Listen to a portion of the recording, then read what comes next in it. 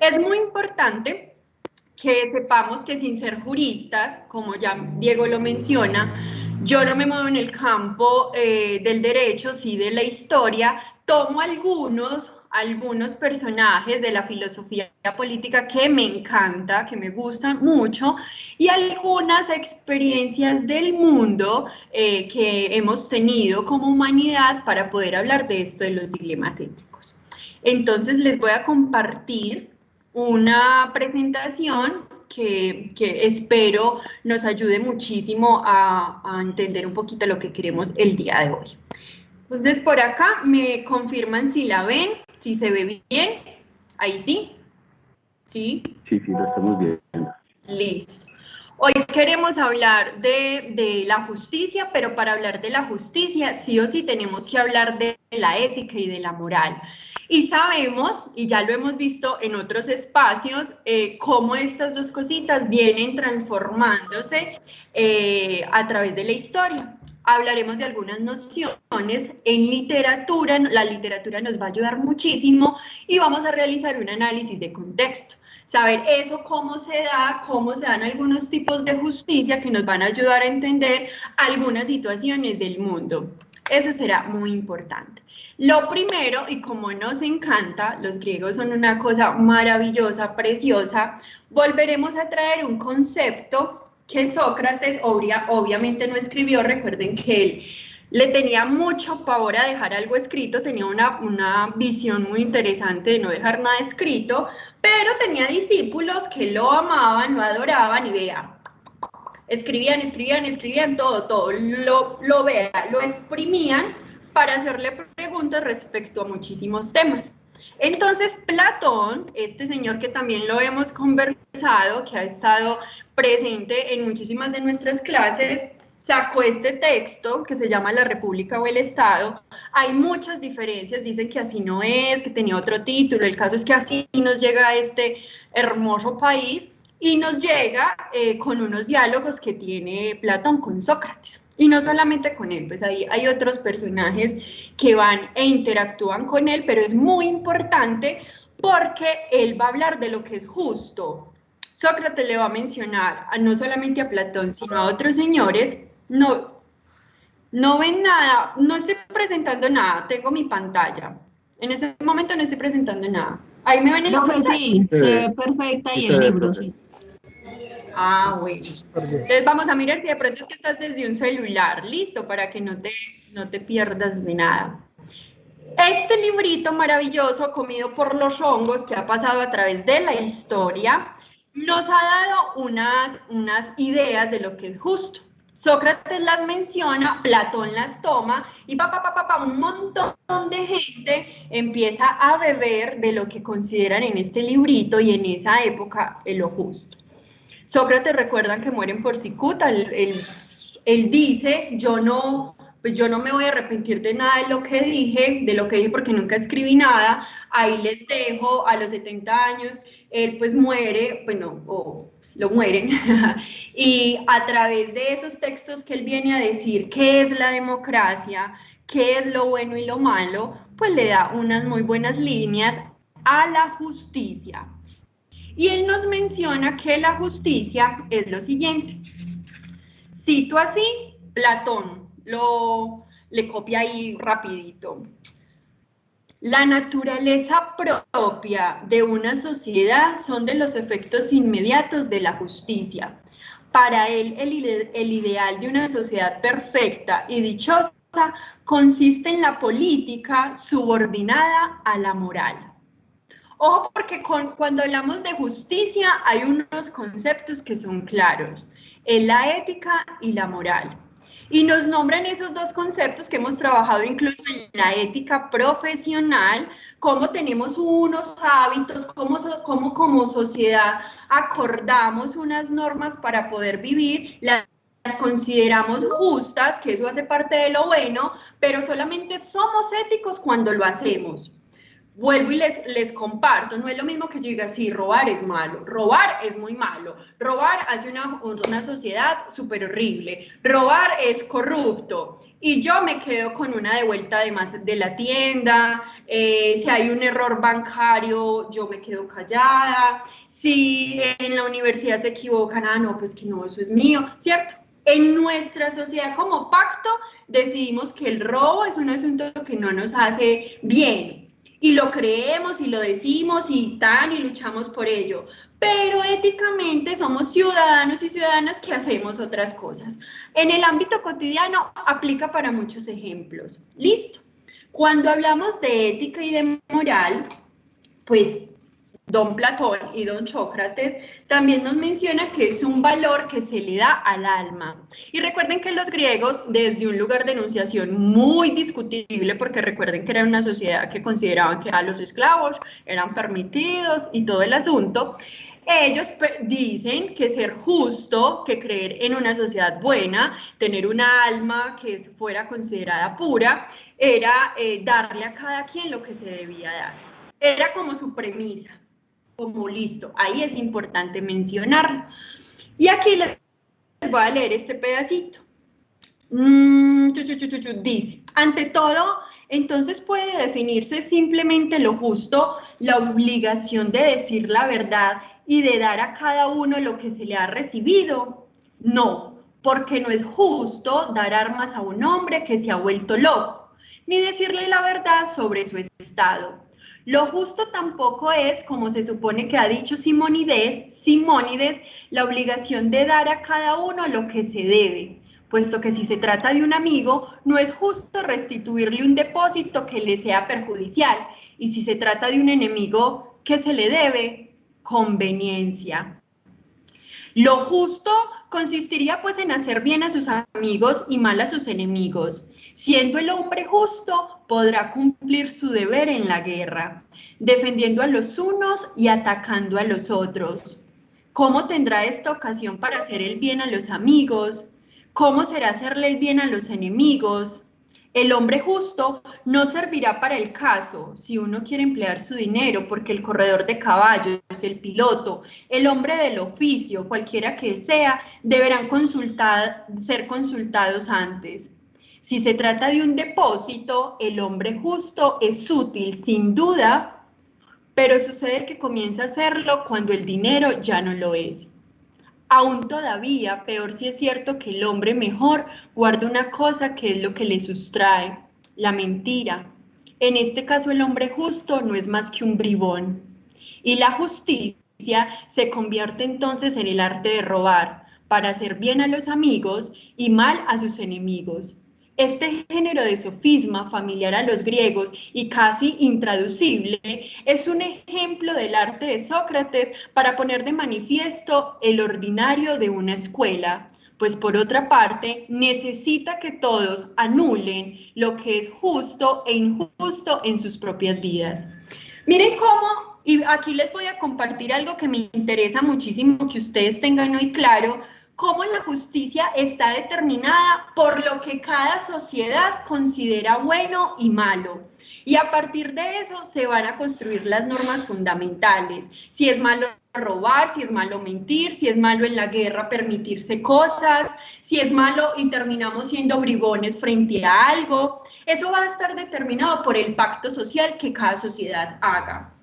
Los griegos definieron un pacto. John Rawls, que es que es dentro de la filosofía política, uno para mí de los mayores exponentes, lo hablamos y lo hemos hablado en temas de ética y de moral.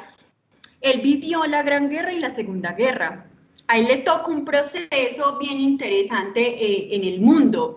Y John Rawls empieza a hablar de ese pacto que la sociedad hace para decir, bueno, esto es bueno y esto es malo. Vamos a crear en el plano de las normas escritas que otras personas han hecho, porque cuando yo nací en un año, ya otras personas habían decidido qué es lo bueno y qué es lo malo. Eso va a generar mi plano donde yo voy a jugar a qué, a vivir con las instituciones, con el Estado, qué constitución me tocó, son las normas que se decidieron. Cada sociedad considerará qué es justo y qué es injusto.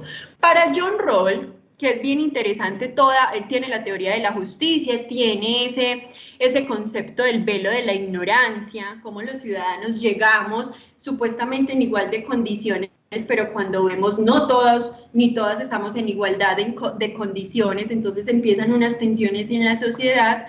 Para este autor, citado pues por otro señor caballero, dice que la justicia es como la capacidad moral que tenemos para juzgar cosas como justas, apoyar esos juicios en razones, actuar de acuerdo con ellos y desear que otros actúen de igual modo. Sin embargo, este proceso se da a nivel individual, por eso los dilemas éticos que vamos a ver hoy también van a estar determinados por nuestra experiencia individual. Pero cómo eso se da en el marco de la sociedad y ya en la estructura como tal. Cómo yo me enfrento a unos dilemas muy suavecitos, lo que les decía, la bobada de me quedo con la moneda del bucero o le miento a mi esposo por irme a otro lugar, lo que sea, ¿cierto? Como ese tipo de cosas que pasan a nivel individual, pero en el marco de la sociedad, ¿qué pasa? ¿Qué pasa? Y eso es lo que hoy queremos indagar un poco. Para esto, entendiendo que los griegos definieron unos pactos, unas normas, que a través de los años otros países han decidido otras normas, que ahorita vamos a ver algunas, otras normas, y que a veces cuando se sale de control, algunos países llevándolo al extremo, terminan en genocidios o en los grandes conflictos, cuando el pacto era no matar, no violar, no desplazar, no torturar, que son pactos que algunas sociedades lo consideran lo fundamental. Recuerden que la palabra fundamental es súper importante en el marco de la justicia y del derecho y de todo cuando conversamos en torno al Estado. Y nos damos cuenta que eso no funciona, que las sociedades no se pueden decir, se van a comportar así lo tengamos escrito. Fallamos como humanidad, todo el tiempo nos estamos repensando qué es lo bueno y qué es lo malo. Hace un tiempo era bueno que las mujeres no votáramos, era justo.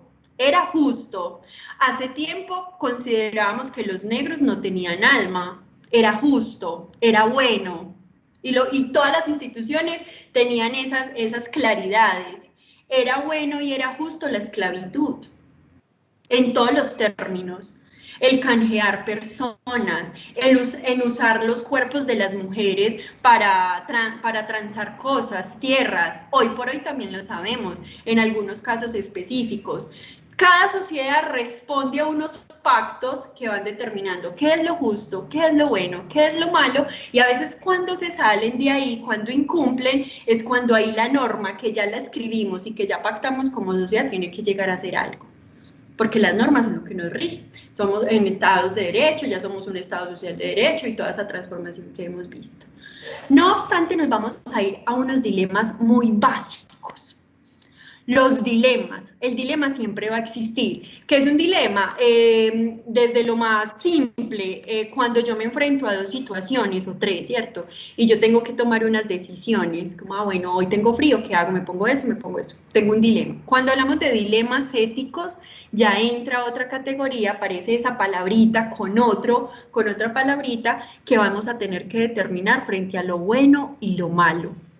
Y por eso quiero que leamos esta primera carta. Como lo dijo Diego, yo soy promotora de lectura y amo la literatura, amo los cuentos, y en ese sentido, pues amo que compartamos a través de los personajes más conocidos, a través de nuestra niñez y nuestra infancia, conceptos que a veces se nos hace difíciles de comprender. Es como, ay, no, ¿qué es eso tan fuerte? No, venga que Rapunzel nos va a ayudar, venga que Tarzán nos va a ayudar, venga que un sapito y un lobito nos puede ayudar a entender un poquito esto. Y eso es lo que vamos a hacer el día de hoy. Hay unos dilemas que son éticos, que ingresamos a observar en el mundo de lo que es bueno y lo que es malo, con casos muy comunes. Lo voy a leer en voz alta. Si alguien se anima también a leer, me dice. Vamos a mirar esta primera carta que nos llega de Tarzán. Todas y todos se vieron Tarzán. Saben que él es así un súper guapo, de la selva, que su esposa, su novia es Jane. Sí conocen un poquito esa historia, al menos la de Disney. No. Sí, profe. Bueno, Tarsi, hoy Tarzán, nos escribió una carta y vamos a ver cuál es su dilema. Y hoy nos vamos a poner en el papel de cómo aconsejaríamos a Tarzán en una situación que a él le está pasando. Dice, hola amigo, ¿cómo estás? Espero que muy bien. Soy Tarzán, sí, el rey de la selva, el mismo que cuida mucho el medio ambiente y que tiene amigos animales.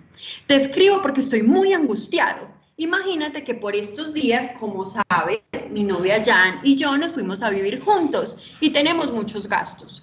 Vivir ahora no es nada fácil y trabajar en pro de la naturaleza no es que dé mucho dinero por estos tiempos.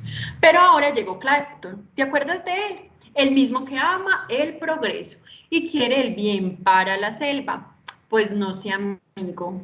Por estos días ando dudando mucho porque él me ha propuesto que partamos la selva y construyamos una hidroeléctrica en pro de la comunidad, porque traerá beneficios y todo ese rollo que ya sabes. Lo que me parece raro es que vi los planos y toca talar muchos árboles, mover ríos, acabar fauna silvestre, desplazar amigos que llevan décadas viviendo en nuestras tierras.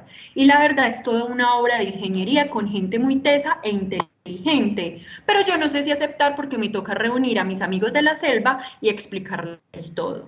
Aunque Clayton me dice que omitamos lo de la tala, lo de los químicos y los riesgos que traerá, pero me parece como maluco hacerlo. Pero por otro lado, él me está ofreciendo una plata que no me caería nada mal ahora que Jan y yo vivimos juntos, que toca pagar tantas deudas y, ¿por qué no?, poder estar más tranquilos y hasta viajar. Ay, no sé qué hacer, la verdad. ¿Me puedes aconsejar? Atentamente, tu gran amigo de la selva, el Tarsi. ¿Cómo ven ustedes ese dilema?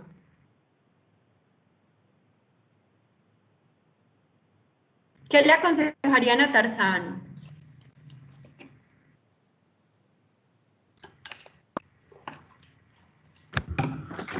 Para nuestro código es inmoral, ¿no? Y además porque los ingenieros tienen unos códigos éticos que ya los hemos visto en clase y ahí también les ponen unos asuntos incluso punitivos, disciplinarios si llegan a hacer algo que no es debido. Muy bien, José. Entonces, es inmoral, ¿le dirías Tarsi? No. ¿O Tarsi qué? Porque son cosas que pasan todos los días. O evidentemente se le diría que no, que el costo-beneficio según nuestro marco de creencias es asimétrico, así que le diría que no. Además tiene consecuencias. Muy bien, José. ¿Quién más?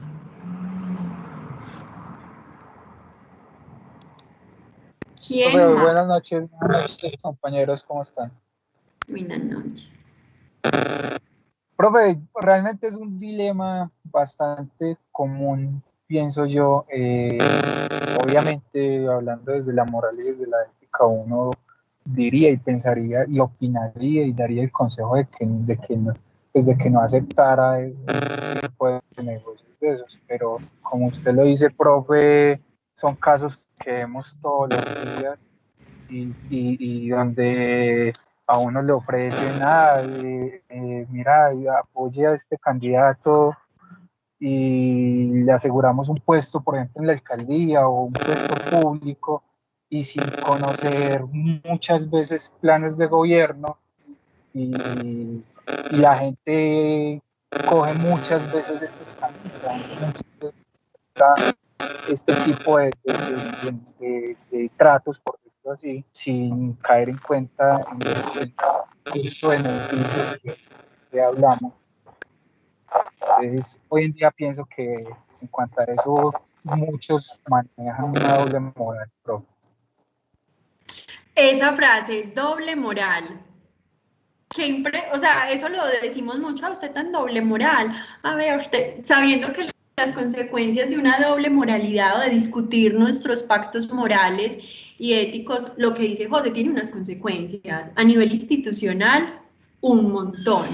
A nivel de las comunidades y además hace sociedades más injustas y desiguales, que finalmente eso es lo que va determinando unos conceptos de la filosofía política en lo práctico. Eso lo observamos en un montón de desigualdades en nuestro país. Dime, Angie.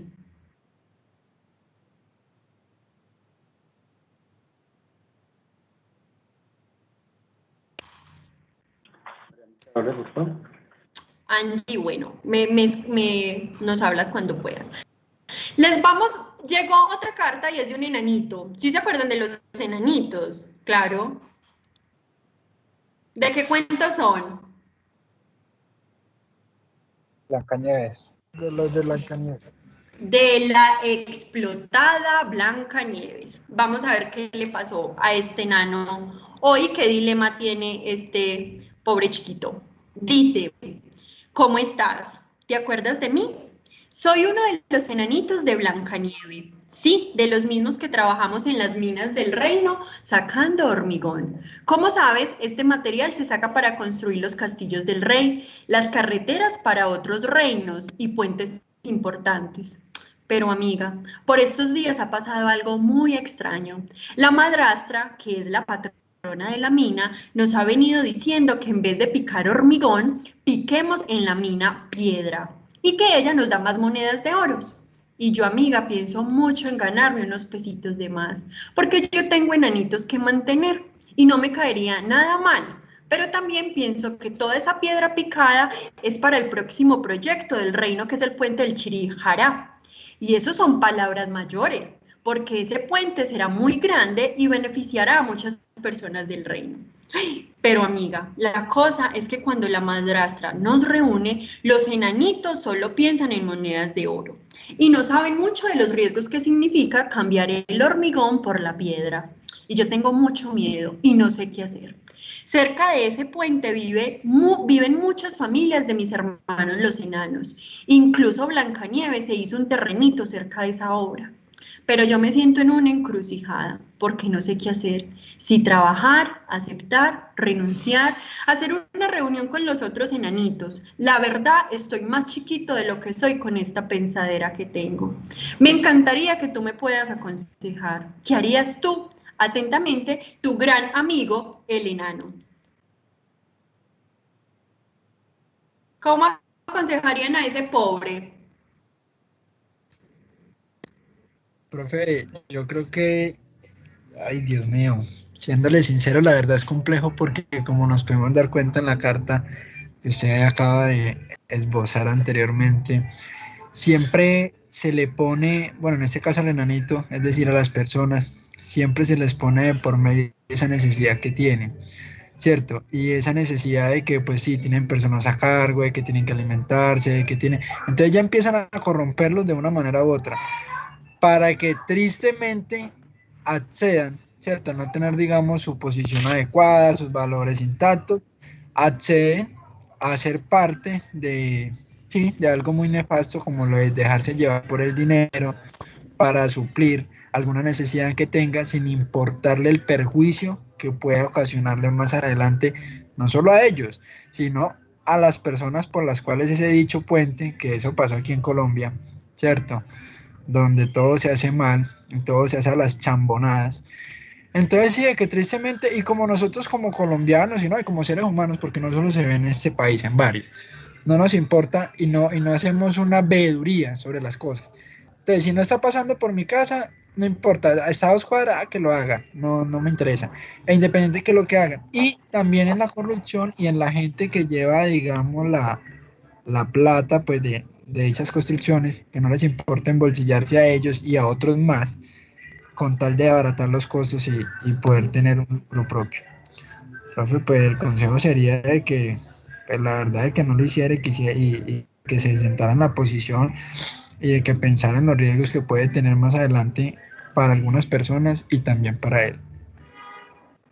Gracias, Brian. Por acá también nos escribe José. Ay, hay muchos mensajes sin leer. Bueno, dice José, socializar con los amigos enanitos, todas las malas consecuencias a que llegarían y que es mejor dejar nuestra conciencia tranquila, que a quien obra bien todo le saldrá bien. Bueno, casos tristes, quisiera decir que es literatura, que es ficción, pero no.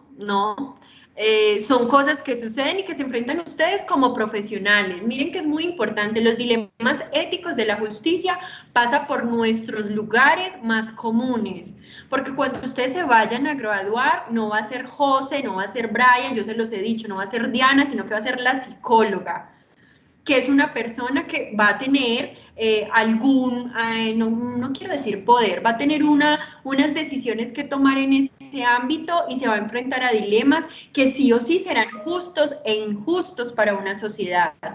Ahí va lo que dice Juan Carlos, esos valores que se inculcan y que se van haciendo dentro de lo moral, que van construyendo nuestros hábitos y nuestras conductas habituales. Eso es lo que también se está generando cada vez que tomamos decisiones en nuestra profesión, como mamás, como tías, con la relación con el metro, con la Alpujarra, con cada una de las instituciones, con todo lo que nos rodea. ¿Listo? Por acá nos dice Jorman, la necesidad es la parte más vulnerable. Gracias a ella nos manipulan, y terminamos haciendo cosas dolorosas. Es mejor trabajar honestamente, evitando lastimar, siempre con el principio de buena fe. Sí, yo creo que también es un asunto que tenemos que pensarnos cuando decimos, como tenemos necesidades, aparecen estas nuevas como estrellitas u oportunidades para hacer algo que hemos dicho como sociedad que es malo. Entonces, ¿qué tenemos que hacer en las sociedades para que no hayan todas esas necesidades? Todas esas desigualdades y esas brechas de desigualdad. Recuerden que Colombia puntea en esos países de los más desiguales. Nuestro América Latina también tiene ese mismo fin, pues tiene esa misma tragedia. Y eso lo tenemos que pensar en todos los niveles de nuestra profesión y como ciudadanos. Cuando hablamos de justicia, cuando hablamos algo es justo, también hablamos de lo que es injusto, ¿cierto? Si algo es justo, como, no, es justo que mi mamá me dé el regalito en fin de año. Es que es injusto que no me lo dé. Voy a poner ejemplos de las niñas y de los niños en diciembre. O es justo que hoy por hoy San Andrés tenga que ver pues, con una ayuda, con unas veedurías, como decía Brian, y con otras condiciones para seguir respondiendo, ¿cierto? Pues como respondiendo a todo eso. ¿Qué es justo y qué es lo injusto? Me parece muy importante que ustedes, cada uno, cada una, en el link que les voy a compartir en el chat, cuenten para ustedes qué es lo más injusto. Y van a poner dos injusticias. Profe, a mí me parece injusto que los niños y las niñas sean maltratados y el maltrato hacia los animales. ¿Y cuál de las dos es más injusta? ¿Y por qué? Argumenten por qué. Piensen. Diana le parece injusto la corrupción, pero también le parece muy injusto la situación con las EPS. Y luego de argumentarse usted misma, decir, ay no, pero es que los dos son muy injustos. ¿Cuál es más injusto que cuál? Piensen en eso, van a poner en una balanza lo que es más injusto. En ese link los va a llevar a un Padlet que yo ya les voy a compartir para que veamos ustedes qué están poniendo. Es simplemente darle a la mano derecha en el más y ahí van a poner sus dos situaciones que son muy injustas. Y voy a leerles por acá lo que nos comparte Camilo, Felipe. Ay, Felipe es otro profe, bienvenido Felipe.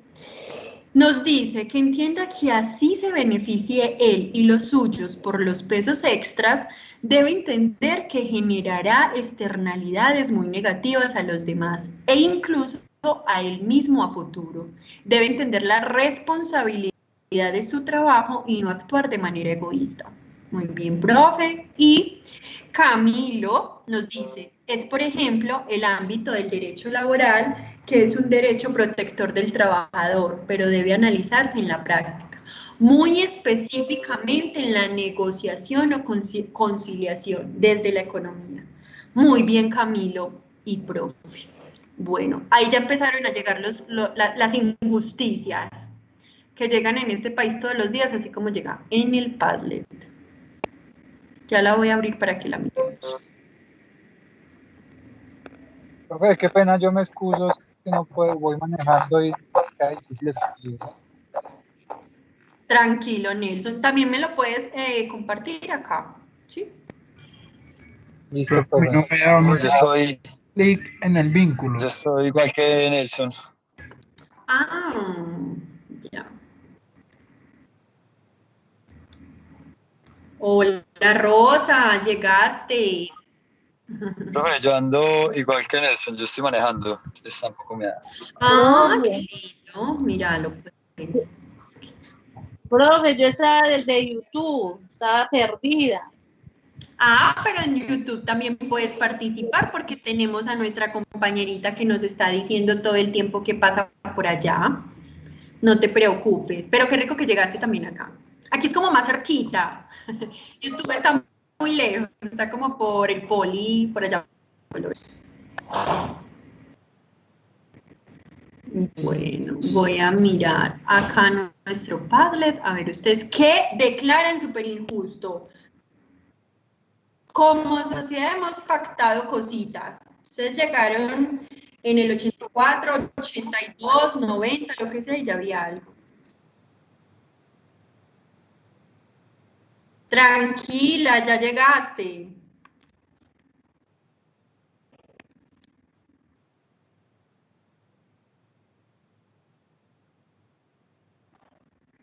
Listo, ya les voy a compartir que esto se me bloqueó.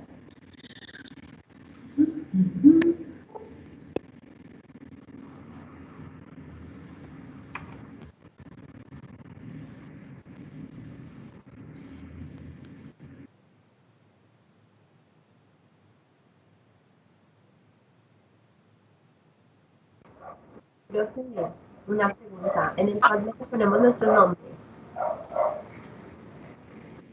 Hola, volví. Se me bloqueó. Sí. ¿Me escuchas?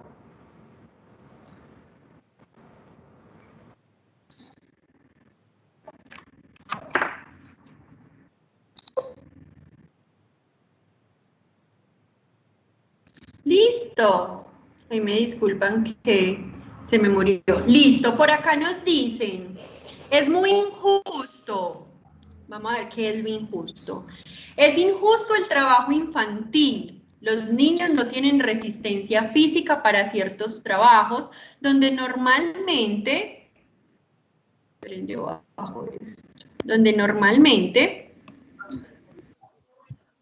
Profe, yo no entiendo qué es lo que Hola. tenemos que hacer.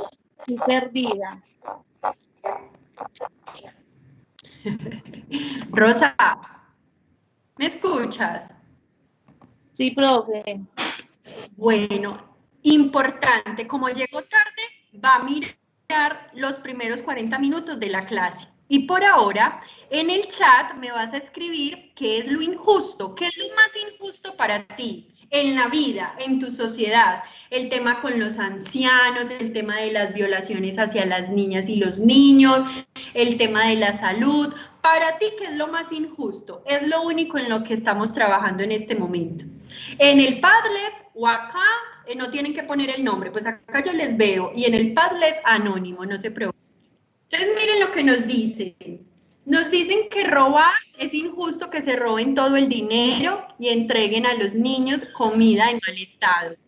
Edgar nos dice que es injusto, es que en un Estado social de derecho, como promulga la Constitución, persista desde el año 1998, cuando fue declarado el estado de cosas inconstitucional.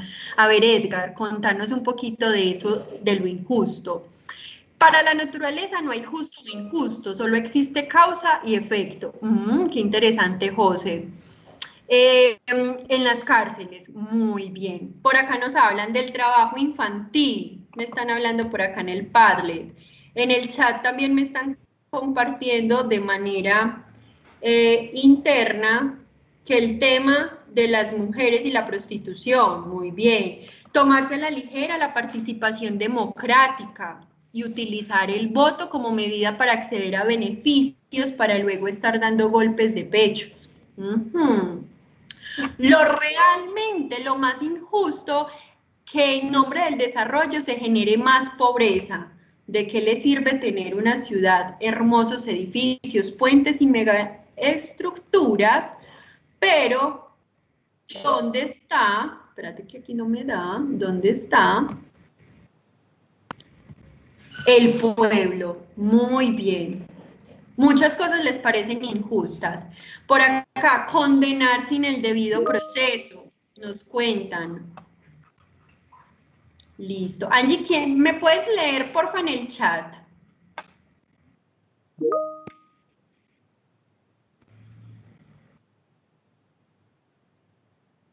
O Dieguito, mientras yo miro acá en el Padlet. Vale, buenas tardes, profe. Un cordial saludo. Soy Mauricio, referencista también del área de biblioteca. Vale, profe, entonces, en esta parte, ¿qué me dices, profe? ¿Desde dónde necesitas? ¿Desde el chat? Ya, es que estaba en el Padlet, entonces para que me leyeras acá nuestros comentarios. Por acá nos dicen que lo más injusto es la repartición de los dineros del Estado, que condenar sin el debido proceso. Lo injusto es pelear por lo que debería ser un derecho, como la salud, la educación, la dignidad, en fin. El abuso sexual y las personas que asumen como logros propios los logros de otras personas. Listo. Les voy a compartir las diapositivas para que sigamos avanzando y observen cómo nosotros de manera individual consideramos asuntos injustos que se han llevado a otros niveles de nuestra institución, bueno, o de nuestra sociedad más bien. Y es que instituciones, bueno, aparecen con algunas normas a decirnos, un momento, venga para acá, que esto sí es fundamental, como la Constitución, nuestra Carta Magna en 1991 nos lo dice, es fundamental. Otras, por ejemplo, no estarán ahí dentro de la Constitución, pero se despliegan de uno de los derechos fundamentales y trabajamos en pro de ello. Cada sociedad va trabajando en la búsqueda de una justicia. ¿Listo? Aquí les voy a compartir de nuevo la pantalla, me dicen si ya la ven,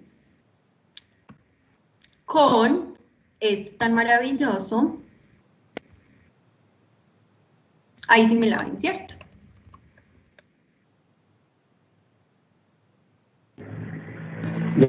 Muy bien. Listo. Importante, cuando hablamos de lo injusto y de lo justo, empezamos también a organizar la sociedad a partir de los dilemas que nos hayamos encontrado, según la experiencia como sociedad, según las luchas, las tensiones que se dan en algunos espacios donde los derechos entonces son para los privilegiados y los de abajo van porque ahí no hay derechos, por como lo dice John Rawls, en El velo de la ignorancia. Yo llegué a una sociedad y ¿cómo así que yo no puedo votar? O yo llegué a una sociedad y ¿cómo así que yo no tengo la misma salud que mi otro compañero? Entonces hay unas tensiones que según a ese lugar donde yo nací, a ser ciudadano, ciudadana, yo tengo que empezar a moverme. Y las instituciones empiezan también a generar unos esquemas de buscar eso en pro de que seamos más justos. No obstante, yo les quiero compartir algo. En el marco de la ley 1448, que es la ley de víctimas y restitución de tierras que tiene nuestro país, estuvimos investigando en el Museo Casa de la Memoria con la misma ley, trabajando sobre la justicia transicional. ¿Por qué? Y porque es importante que la justicia transicional hoy nos permita otras formas que la sociedad han encontrado para buscar justicia. Y es porque nuestro país vive algo muy fuerte, o ha vivido y sigue viviendo algunos conflictos que nos han desatado como sociedad. Bueno, ¿qué hacemos con esto? O castigamos, o damos dinero por los muertos, o restauramos, o Dios mío, ¿qué vamos a hacer? Colombia no es el único país que se ha enfrentado a ello.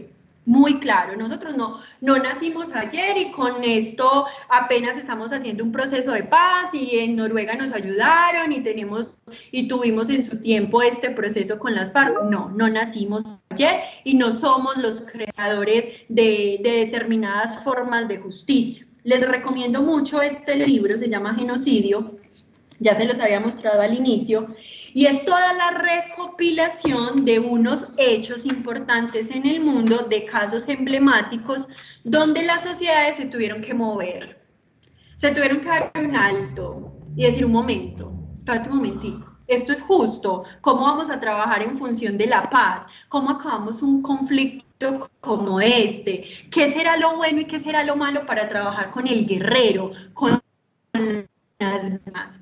Miren cómo esa experiencia hoy por hoy ha determinado que mucha de la investigación que personas, historiadores, profesoras, estemos haciendo en función de la justicia.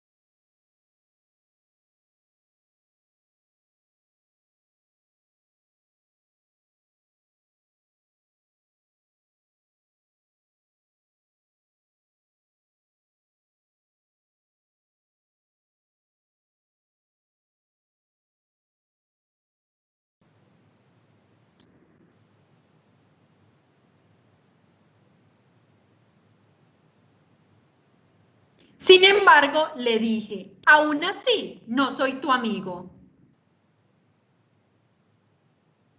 Luego, Tigre me preguntó si quería que compartiéramos un bizcocho. Yo acepté. ¿Cómo habrán partido ese bizcocho? Sin embargo, le dije que aún no era su amigo. Finalmente, Tigre me preguntó si quería una flor. Yo le señalé una y Tigre, muy valiente, decidió ir por ella.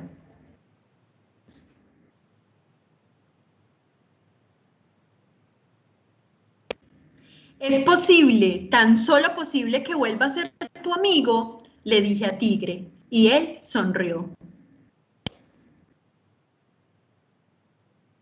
Desde entonces nos llevamos muy bien. Nos turnamos para todo y repartimos los bizcochos por la mitad, pero aún así tenemos un problema.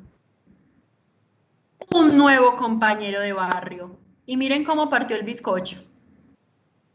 Y colorín colorado, este cuento se acaba. Zapatito roto, En un minuto les cuento otro. ¿Cómo les pareció este del tigre y el ratón? Muy chévere. Mucha desigualdad por parte del tigre hacia el ratón. Y muy abusivo. Abusa de su autoridad, de su grandeza, de su poderío. Pero el ratoncito, en medio de su pequeñez, lo hizo recapacitar y decidió retirarle la amistad. Como se dice, te saco del llavero.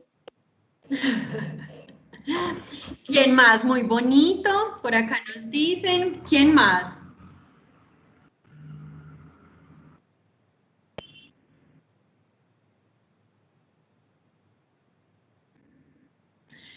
Dice Edgar, muy bonito, me parece que nos trae una aproximación de la equidad y la justicia. Sin miedo, lo que les haya traído el cuento, lo que a una comparación o algo, o cuando hablamos de restaurar, a que ese cuento de Keiko que nos lleva un aprendizaje de perdón y de comprensión. La palabra perdón es fundamental en la justicia. Es muy, muy importante. Creo que es de los conceptos que más trabajamos. Perdón, garantías de no repetición, verdad. Son temas muy, muy... Restaurar la amistad. Cuando hablamos de justicia restaurativa, que en algunos de nuestros contextos se ha dado, donde en Belén, si es Belén de Bajirá, no me equivoco con este, hay una comunidad que luego de la desmovilización y con la ley 1448, de la ley nuestra de víctimas y restitución de tierras, lo que se hace es buscar que las personas que generaron tanto daño en una comunidad vayan y restauren. Y cuando hablamos de restauración, es la mano de obra, es el trabajo de estas personas para restaurar un puente que hayan dañado, una estación o alguna edificación que en su momento fue ahí la atención del conflicto y se restaura. Voy y restauro con mi mano, yo siendo el victimario, ese lugar. Aquí en genocidio también tenemos otras experiencias de ello. Importantísimo para entender que no todos los victimarios tienen que ir a la cárcel a pagar pena, que sería nuestra justicia punitiva. Significa castigo, y castigo en nuestra institución, como la nombrábamos, o ustedes nombraban algo en de las cárceles. Lo restaurativo termina siendo otra manera de ver cómo llevamos a ese guerrero, a ese victimario, de nuevo a la sociedad de otra manera. Ustedes dirán, no, eso es impunidad, no, eso es no ver a la gente que hizo tanto daño en las cárceles. Vuelvo y les digo, estamos en el plano de las ideas, en un plano donde discutimos cómo otras experiencias del mundo han dicho, bueno, vamos a aplicar un poco de la justicia restaurativa. ¿Qué hizo ratón? ¿Qué hizo tigre? Yo te restauro el castillo. Ahí, ojo, porque ahí ratón se pasaba de vengativo y le hacía cositas como, mira que tú me hiciste lo mismo, pero finalmente lo que le dice, o lo que vemos en el cuento con Keiko es, restaura lo que me dañó, fue mi castillo, y restaura esos lazos que me desconectaron de ti, que me desconectaron totalmente, cuando me alejaste de la flor, cuando yo siempre era el malo, cuando ese tipo de injusticias se veían ahí. Eso tiene que ver con la equidad, darle a cual lo que le corresponde. Otra mirada. Profe, ahí profe María Isabel, ahí dice Juan Carlos, eso tiene que ver con la equidad, darle a cada uno cual lo que le corresponde. Bien, Juan. Yo quiero que vayamos... Profe, qué pena. Sí, es que ahí, poniendo la atención a lo que usted dice, sí, a veces nos parece un poco injusto los castigos y las penas, pero digamos, ahí es cuando, por ejemplo, el mejor ejemplo, por decirlo así, es cuando vemos el castigo de los indígenas, ¿no? Ellos tienen su propia forma de castigar los delitos o el quebrantamiento de la ley que tienen ellos en sus resguardos. Nosotros quisiéramos, con una sociedad normal, pues que también fueran castigados desde nuestra legislación normal, pero pues existe ese castigo y existen esos principios, esos valores que tienen los indígenas para hacer esos castigos. Entonces, más o menos como compararlo con ello. ¿verdad?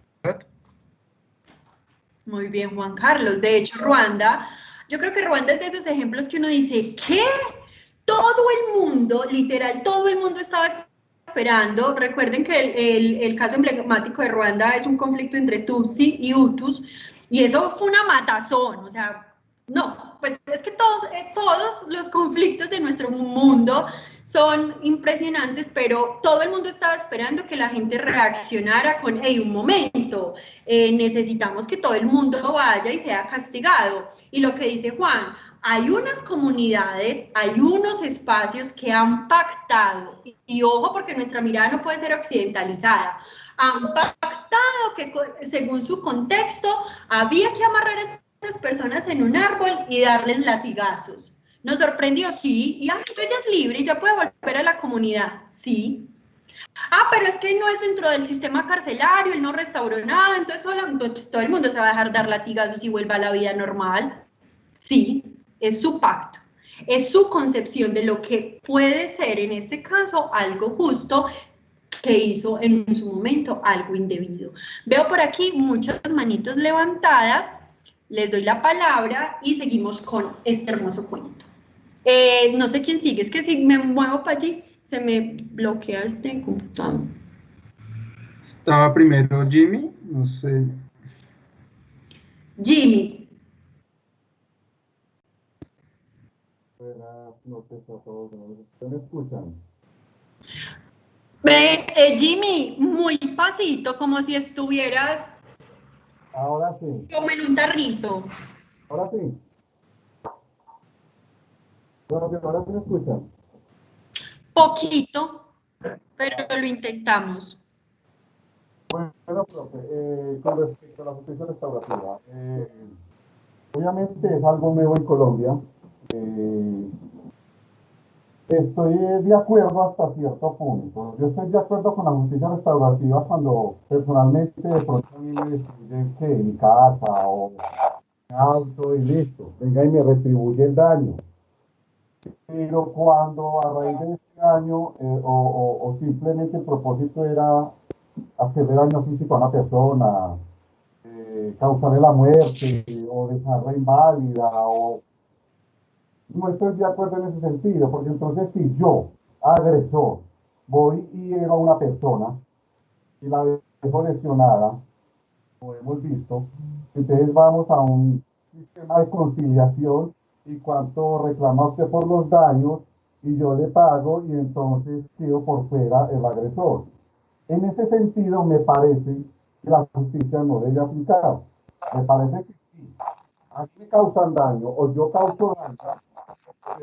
Generalmente está la parte penal, venga, lo vamos a juzgar por el daño físico que le hizo a la persona, pero a la vez tiene que entrar a restaurarle los daños materiales que le han causado, por descanso, estoy incapacitado por un mes y no puedo trabajar, venga y le pagas incapacidad, ese tipo de cosas.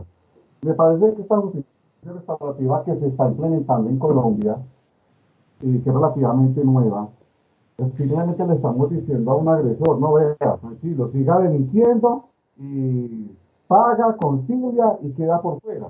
No recibe pena máxima, no recibe una buena pena y el agresor va a seguir delinquiendo. Entonces, en ese sentido, me parece que la justicia restaurativa realmente, cuando se trata de un daño físico, no debe aplicar. Gracias, Jimmy. Tenemos también a Edgar Estefan. Hola, buenas noches. Buenas Yo quería hacer una claridad con respecto a eso porque, bueno, el sistema de justicia restaurativa en Colombia, digamos que no es algo tan moderno. Podemos decir que viene incluso de tiempo atrás del desarrollo de la legislación penal vigente de procedimental, es decir, ley 906 de 2004, desde antes ya se venía hablando de justicia restaurativa y desde mi punto de vista es uno de los mayores logros que hemos tenido. ¿Por qué? No se trata, la justicia no puede ser vista desde el punto de vista de la venganza. Entonces, nosotros únicamente buscar que si yo maté o hice algo malo, necesariamente tiene que haber una venganza del Estado, porque esa no es una de las finalidades de la pena, ni del mismo sistema de justicia, sino de buscar una garantía de no repetición, un perdón y un saneamiento de ese daño que se causó a la sociedad. Entonces, ¿qué sucede?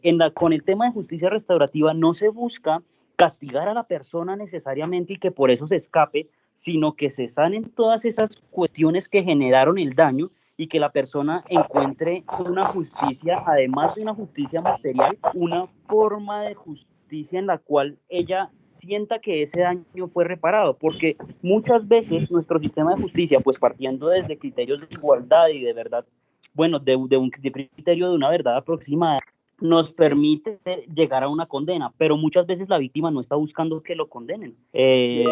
Por mi experiencia he conocido personas que con un simple perdón sobre la muerte de un familiar en accidentes o incluso que lo mataron, se sienten satisfechos. Entonces nosotros tenemos que cambiar ese chip de buscar únicamente la venganza social, sino que lo que nos lleve a lograr una justicia verdadera es en el punto que todos entendamos qué fue lo que causó el daño y generar un perdón sobre ese daño, sanar ese daño que se causó y lograr una garantía que eso no va a volver a suceder, porque si no caeríamos en el vacío de vengarnos, de vengarnos, que era lo que sucedía desde la Edad Media, y pues eso no ha solucionado el problema de los conflictos. Gracias, Edgar. Bueno, recuerden, y me encanta que ustedes, cuando les hablen de eso, indudablemente lo pasen por su país. Muy bien, que su mirada sea esa. Ahorita les voy a leer este otro, vamos a observar otro tipo de justicia. Miren lo que Edgar y Jimmy y todas las personas que nos están compartiendo sus apreciaciones. Listo, tengo problemas, no me parece, si es un daño físico ahí me parece que le falta, no vamos por la venganza, es el fin último que queremos. Vamos a ver con Cosita Linda de Anthony Brown.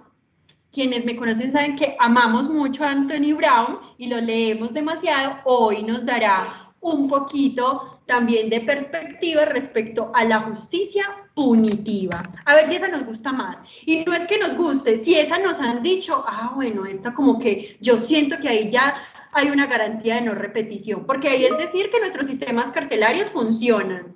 Y eso también es otro dilema y otra discusión. Cosita Linda de Anthony Brown, del Fondo de Cultura Económica. Había una vez un gorila a quien le enseñaron el lenguaje de señas. Cuando quería algo, se lo pedía a sus cuidadores haciendo señas con las manos. Parecía tenerlo todo. Pero estaba triste. Miren ese gorila como estaba triste, con esa carita. Un día le dijo a sus cuidadores, yo quiero amigos. En el zoológico no había más gorilas y los cuidadores no sabían qué hacer. Entonces uno de ellos tuvo una idea. Miren ahí pensando. Le encontraron a una pequeña llamada Linda. No te la comas, le dijo a uno de los cuidadores. El gorila se encariñó con Linda.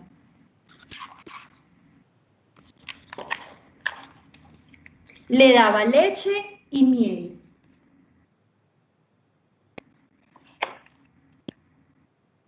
Eran felices.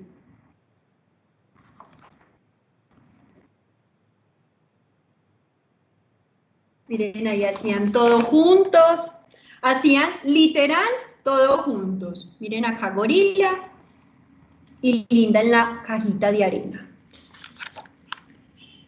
Se divertían en la sala. Fueron felices mucho tiempo. Hasta una noche en que estaban viendo una película. El gorila, cada vez más enojado, terminó por enfurecerse.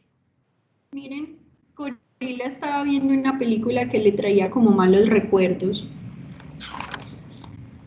Los cuidadores entraron corriendo. ¿Quién rompió la televisión?, preguntó uno. Vamos a llevarnos a Linda, dijo otro. El gorila miró a Linda. Linda miró al gorila. Entonces ella comenzó a hablar en señas. Fui yo la rompí.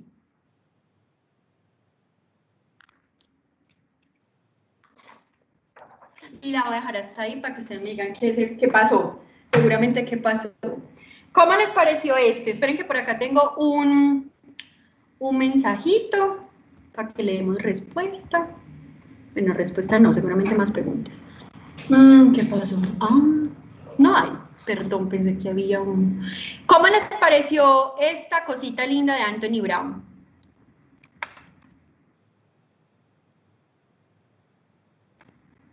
¿Qué les evocó? Un poquito ahí. Profe, aquí me dice Jimmy, ¿qué tan efectiva ha sido esa justicia restaurativa actualmente? Si fuese así, hoy por hoy la delincuencia sigue creciendo. Bueno, ojo, no estamos hablando cuál es mejor que cuál. Incluso mientras investigábamos en medio de los tipos de justicia, en el marco de la justicia transicional y de toda la implementación de los acuerdos, Jimmy, te diría que los territorios afirman que hay una justicia divina y que Dios es el que se va a encargar de todo. ¿Cómo lo mencionaban y cómo lo evocaban? Fue otro tipo de justicia. Los investigadores decían, un momento, ¿cómo así? Justicia divina, sí, Dios hará lo suyo, Dios se encargará del castigo, Dios. Categoría nueva, justicia divina, la más efectiva, según los territorios, la Comuna 13, la Escombrera y toda la loma que vivió tanto con la Operación Orión y, bueno, la Operación Mariscal, afirmaban ese otro tipo de justicia. No queremos, y bueno, no es mi intención, que observemos cuál es mejor o cuál es más efectiva, que conozcamos el panorama, que conozcamos también las sociedades, como en su momento, en determinados espacios, han definido un momento, según mis creencias, según mis pactos, según mis dilemas éticos respecto a lo bueno y lo malo, frente a esta situación voy a hacer esto.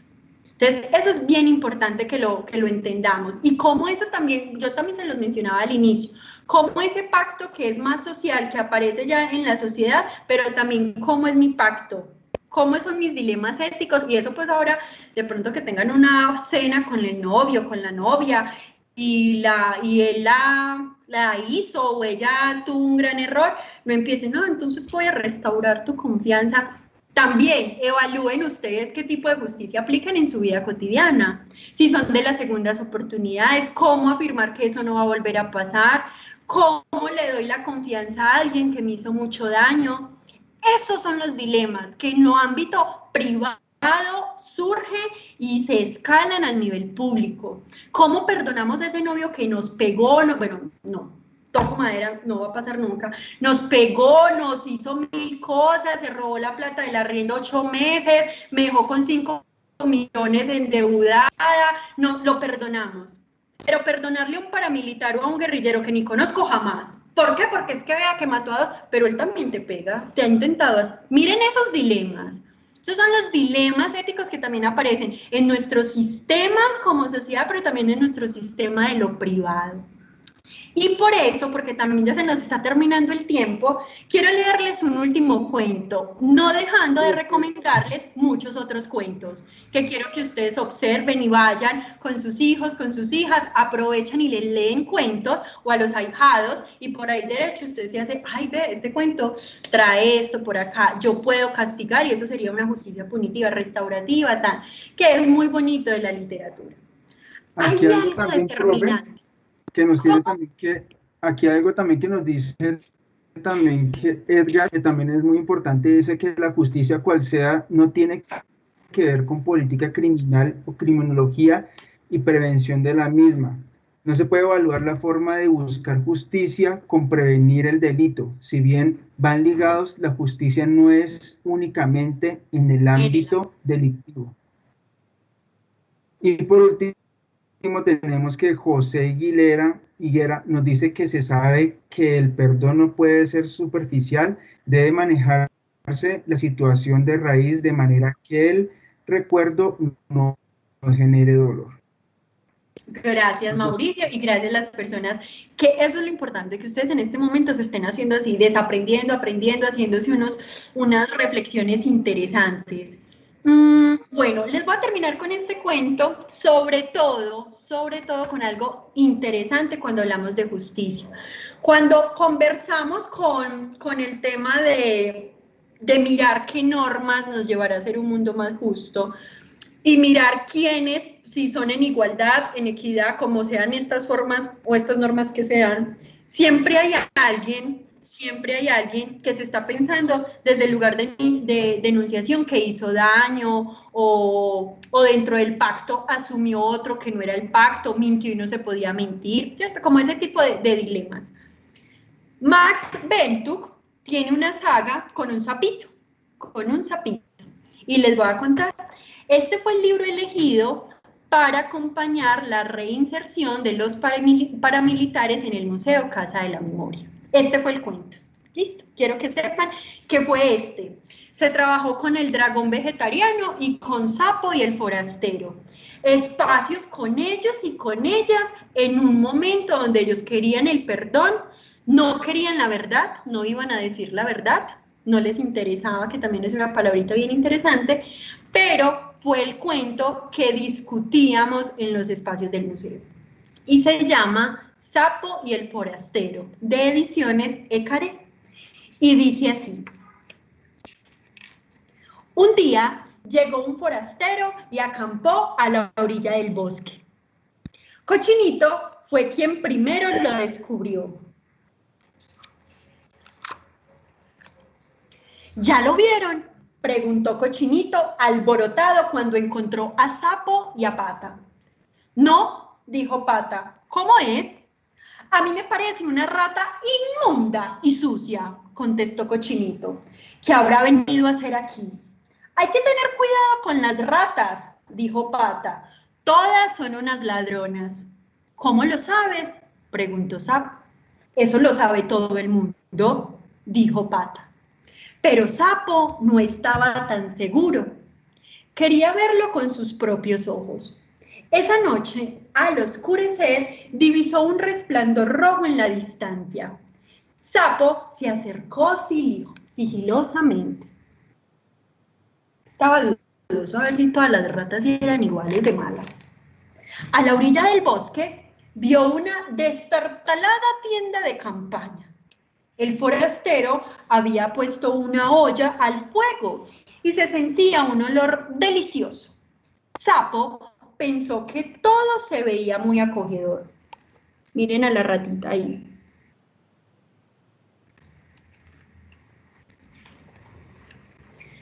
Lo vi, contó Sapo. ¿Y entonces?, preguntó Cochinito. Parece un tipo simpático, dijo Sapo. ¡Cuidado!, dijo Cochinito. Recuerda que es una rata inmunda. Te apuesto a que se comerá toda nuestra comida y que nunca trabajará, dijo Pata. Las ratas, todas son unas flojas y unas aventureras. Pero no era verdad. Rata estaba siempre trabajando. Recogió madera del bosque y fabricó una mesa y un banco con gran habilidad. Nadaba todos los días en el río y no estaba nada sucio. Miren ahí. Sapo, Cochinito, Rata, Pata. Un día, Sapo decidió visitar a Rata. Rata estaba descansando en el sol, sentado en un nuevo banco. Hola, dijo Sapo. ¿Soy Sapo? Lo sé, dijo Rata. ¿Puedo verlo? No soy tonto. Sé leer y escribir y hablo 3 idiomas, español, inglés y francés. Sapo quedó impresionado. Ni siquiera Liebre podía hacer eso. Entonces apareció Cochinito. ¿De dónde vienes?, preguntó furioso. De todas partes y de ninguna, contestó Rata con calma. Bueno, ¿y por qué no te regresas? gritó Cochinito. ¿No tienes nada que hacer aquí? Rata no se alteró. He viajado por todo el mundo, respondió Rata. Aquí hay una paz y una hermosa vista del río. Me gusta este lugar. Apuesto que te robaste la madera, dijo Cochinito. La encontré en el bosque, contestó Rata con voz digna. ¿Es de todos? Rata inmunda, murmuró Cochinito. Sí, sí, dijo Rata amargamente. Todo siempre es mi culpa. A las ratas se les acusa de todo. Sapo, Cochinito y Pata fueron a visitar a Liebre. Esa rata asquerosa debe irse ya, dijo Cochinito. No tiene ningún derecho a estar acá. Se roba nuestra madera y además es grosera, exclamó Pata. Basta, basta, dijo Liebre. Puede que sea distinto a nosotros, pero no está haciendo nada malo y el bosque es de todos. Desde ese día, Sapo iba siempre a visitar a Rata. Se sentaban juntos en el banco, gozando de la vista, y Rata le contaba a Sapo sus aventuras alrededor de todo el mundo, porque había viajado mucho y le habían sucedido cosas muy interesantes. A Cochinito le pareció muy mal lo que hacía Sapo.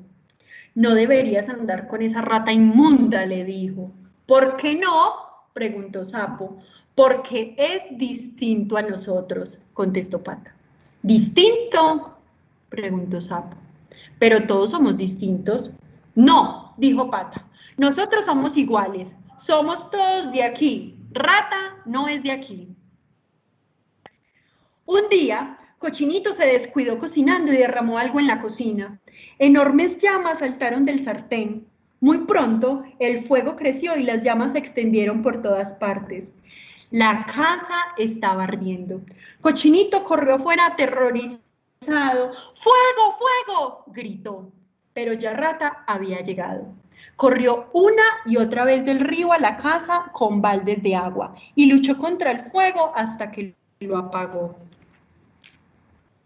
El techo de la casa de Cochinito quedó totalmente destruido. Los animales miraban atónitos. Cochinito se había quedado sin hogar, pero no tuvo que preocuparse. A la mañana siguiente apareció Rata con martillo y clavos. Rápido como un rayo, reparó la casa.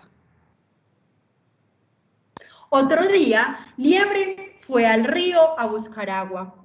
De pronto se resbaló y cayó en la parte más profunda. Liebre no sabía nadar. ¡Auxilio, auxilio!, gritó. Rata oyó los gritos y se lanzó audazmente al río.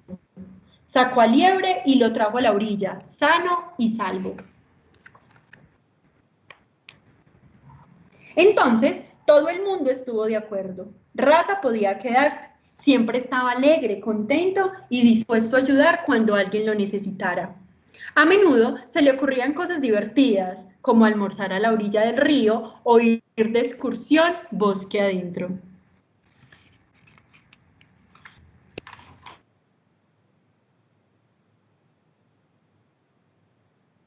Las emociones que había tropezado en sus viajes. Fueron tiempos muy felices y Rata siempre tenía cosas nuevas que contar. Pero un día, cuando Sapo fue a visitar a su amigo Rata, no pudo creer lo que veía. La tienda de campaña había sido desmontada y allí estaba Rata con su morral a cuestas. ¿Te vas?, preguntó Sapo sorprendido. Es hora de seguir mi camino, dijo Rata. Quizás vaya a Brasil. Nunca he estado allí. Sapo estaba desolado. Con lágrimas en los ojos, Sapo, Pata, Liebre y Cochinito se despidieron de su amigo Rata. Quizás vuelva algún día, dijo Rata, y entonces construiré un puente sobre el río. Y se fue. Esa rata inmunda y sucia que era generosa, hábil, amable y aventurera. Se fue. Todos miraron hasta que Rata desapareció en la distancia, detrás del cerro. Lo vamos a echar de menos, suspiró Liebre. Y así fue. Rata dejó un gran vacío en la vida de sus amigos, pero el banco de madera había quedado allí y a menudo los cuatro se sentaban al sol para hablar de los recuerdos de su buen amigo Rata. Y colorín colorado, este cuento se acaba. ¿Cómo les pareció Sapo y el forastero? ¿Siguen ahí? Se fueron. Hermoso. Aún no tenemos comentarios todavía, profe. Tenemos muy bonito, súper. ¿Les pareció chévere, profe? ¿Les gustó? Bueno. Dice que tenemos también aquí a Dora que dice la riqueza y el valor que da la diversidad y el respeto por la diferencia. Muy bien. Miren, Sapo y el forastero es el cuento elegido, ya no les voy a compartir más porque nos pasamos, pero es el cuento elegido que me gusta muchísimo trabajar cuando hablamos de la reparación, cuando en la... Recuerden que, bueno, recuerden no, hay una imagen muy bonita que Uprimi hace de la justicia transicional y es como una mesa que tiene 4 patas. Sin las 4 patas no puede funcionar nada encima, tiene que haber reparación, verdad, garantías de no repetición y eso es lo importante, cada una tiene que estar ahí para que la justicia pueda en un momento donde hay un conflicto muy fuerte poder continuar. Darse ese pare y volver a hacer pactos con esas personas que en su momento hicieron algo malo y que vuelven a instaurarse en nuestra sociedad. Sapo y el forastero es esa garantía de no repetición, esa venida de una persona que ha tenido otras experiencias y que de nuevo lo preferimos acá que con armas. Que lo preferimos acá pensándose en el mundo de las ideas, en el mundo de la participación política, de otra manera que no sea en unas ideas que nos han generado un conflicto tan largo. Hay otro cuento, el último que ya ustedes se van con él, pues yo no se los voy a leer, es de Jairo Buitrago, un excelente hombre que en su momento se ganó un gran premio para que todos los refugiados de Europa tuvieran su cuento, porque reinventa cómo la experiencia de un desplazado en Colombia es lo mismo que le pasa a un refugiado allá. Y es con esa que también, que se llama Eloísa y los bichos, el león y el ratón, que son 2 cuentos que también me gusta mucho que ustedes conozcan en su momento para que puedan entender y comprender un poquito estas ideas de justicia. Cuando perdonamos al otro, cuando le exigimos la verdad, cuando lo castigamos o cuando restauramos algo que nosotros mismos hicimos o nos hicieron. Entonces, bueno, por ahora, Diego, esto era con lo que, bueno, no, con esto no era lo que iba a terminar, era que termináramos con los cuentos, pero si quisiera que me compartieran por el chat o con micrófono abierto, bueno, por acá veo cositas, ¿cómo les pareció o qué preguntas se llevan o con qué percepciones se van de este espacio? Tenemos los 2 últimos chats aquí de Rosa Elena Yepes, dice que la convivencia y la tolerancia entre otras personas diferentes. Tenemos también un comentario de Edgar Estefan, nos dice que creo que la proximidad que nos aproxima a lo que sería el camino de la reconciliación en nuestro contexto nacional. Antes de rechazar a los reinsertados deberíamos pensar en todo lo bueno de sus historias, sus vivencias y lo que pueden ofrecer. Es la posibilidad de atender el camino de la reconciliación, el camino de la paz desde entender al otro. Tenemos otro comentario también de Gloria, nos dice muy interesante el tema y excelente la metodología, muy entendible los dilemas éticos en la justicia. Y Juan Carlos nos dice que felicitaciones, profe, muy interesante la charla, es un tema apasionante. Bueno, esperamos que también se hayan ido con estos interrogantes, que como ciudadanos y ciudadanas nos pasan todo el tiempo y que también se acerquen a la literatura, a la biblioteca. Tenemos muchos libros, tanto en el Poli como en la ciudad, para empezar a trabajar algunos temas que a veces de pronto se nos hacen muy robustos y que hay otras maneras también de abordarlos. Vuelvo e insisto, esto es otro compartir del conocimiento, no son los únicos autores. Ferdinand también sería uno para trabajar un poquito, bueno, él desde la Constitución, pero también desde lo justo, pero tendremos más espacios para que sigamos construyendo y trabajando. Bueno, espero que les haya gustado mucho. Profesora Isa, de verdad que muchas gracias, es muy interesante el tema, mucha participación.